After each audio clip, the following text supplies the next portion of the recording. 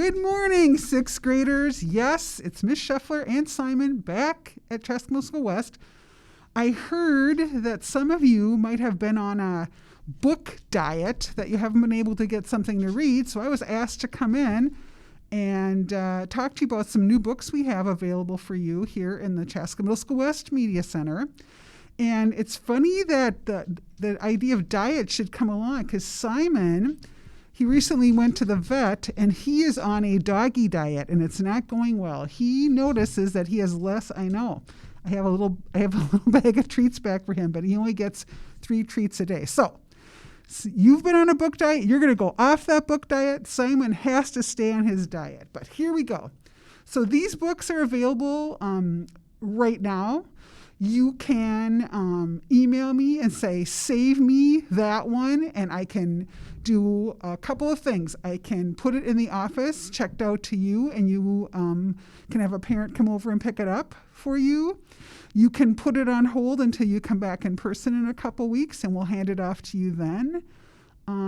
So those are some options for these books. And there are many more where these came from. Don't think that this is all I have. But these are all brand spanking new. They have never been out to a student yet. And we will start with the new Wimpy Kid book, Deep End. So this is the Halfley family that is in a kind of a bad situation. Their house is being repaired and they're living with Grandma in the basement, and it's not good. Because Grandma doesn't want her friends, her card-playing old lady friends, to know they're living downstairs. So when she has friends over, and that's a lot of the time, they have to be quiet, all of them. So it's dreadful. And so the family leaps at the chance to use their uncle's camper and go RVing. And that would work out okay, except they're not experienced campers. And they go to an RV camp after they've come up with a skunk, a bear. But the big problem at the RV camp is there's a flash flood, and they're stranded there with rising water. So yes, the latest Wimpy Kid book, available. Okay, so this one, Each Tiny Spark. This is a story about Amelia. She lives in Georgia. She has ADHD, and she's able to deal with it with the help of her mom. But something happens in her life. There's a lot going on. Her mom is going away for a job interview. She's a software developer, but that coincides with the fact her dad is coming back from deployment. And Amelia hasn't had a lot to do with her dad, and he doesn't seem to know how to support her ADHD. She's missing assignments, but weirdly enough, they bond over welding, which they do in the garage. She and her dad bond over welding. And back at school, the teacher assigns a project on immigration. And since Amelia's the parent of immigrants, or the daughter of immigrants, she's all excited. But just the word divides her class. So again, there's a lot going on in Amelia's life. And the title, Each Spark, takes its place from the idea of welding. Okay, this one, a graphic novel, Babysitter's Club. The brand new one, Logan Likes Marianne. Who's Logan? Well, he's new. He's new to the town, and he kind of indicates he wants to join the Babysitter's Club, and they're not too sure. The rest of those girls are not too sure, because what kind of experience does he have? So they tell Marianne to set up a test for him, and they'll see if he can join. And Marianne really likes him, so she wants him to succeed. So Logan Likes Marianne. Graphic novel. Oh, Simon's bumping into the books. Wonderful book, available for you.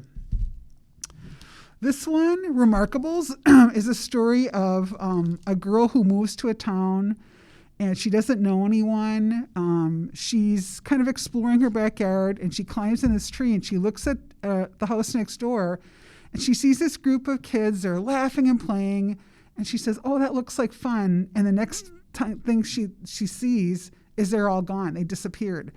And she's thinking, I'm losing it. Here I am. I'm in this new town. I am losing it. But she meets another kid in the neighborhood named Charlie. And Charlie says, "Nope, those are the Remarkables." Well, who are the Remarkables?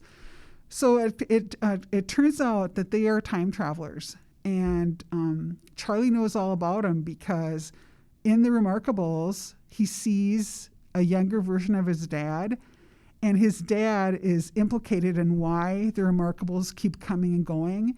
And Charlie's family, he feels, is responsible for what happened in the past. So he and this girl have to figure out how they can repair what happened in the past. It's called The Remarkables, and it's by an author you might know, Margaret Peterson Haddix. Great, great author. This one's available. Here we go. Scratch, scratch. Someone's going to grab this one. So Claire is a scientist. She does not believe in things unless they are factual. So when her dad, whose job consists of running a tour bus through the paranormal or supposed paranormal or ghostly parts of Chicago, she gets on the bus reluctantly because, she wants to support her dad. That's how they make their living. But she's like thinking, I got to get through this tour. This is so hokey. I don't believe in any of this. And she looks in the back of the tour bus, and there's this weird little boy who wasn't there when they started the tour. And he's got a sad face and sad eyes. And she thinks, okay, well, I'll check out them later. But when the tour ends, he is gone. He is gone off the bus like he was never there. Well, she's wondering about this because he seemed really off. And maybe she should start believing what her dad is dishing out in his tours. And so then what happens is everywhere she looks, the number 396 shows up. That's one weird thing. And the other weird thing is that little sad boy is back. Scritch, scratch. So maybe there is a paranormal world after all in Chicago. Last one from this selection is called Shuri. So this is a takeoff or a different novel from the Marvel series on Black Panther. And Shuri is Black Panther's princess sister. In her own right, she is a genius. She is a naturalist. She's a problem solver.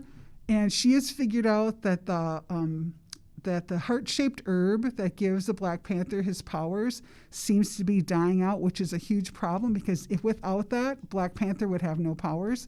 So she takes it upon herself to find out why it's dying and encounters a huge adventure with a lot of dangers along the way, but she's more than capable of handling it, or is she? So Shuri. These are all available for right now. Like I said, email me that I want that one. Or email you about any book that you want. Take a look at our catalog, which is on my webpage. Or I'm going to have a lyric change to the next slide. Other options for you, if you really want a book right now and you don't want to wait, someone says, I want a treat. You remember you're on a puppy diet. If you want to get an ebook, I can connect you up with Mac and Via. You go to MackinVia, MackinVia.com. You type in the name of our school, which is Chaska Middle School West. And if you're logged into your Gmail, which if in your Chromebook you would be, you just put that in, or it'll recognize, the other option is it'll recognize right where you are, and it'll go right into MackinVia, and you can check out an available ebook right on the spot. It downloads into your Chromebook.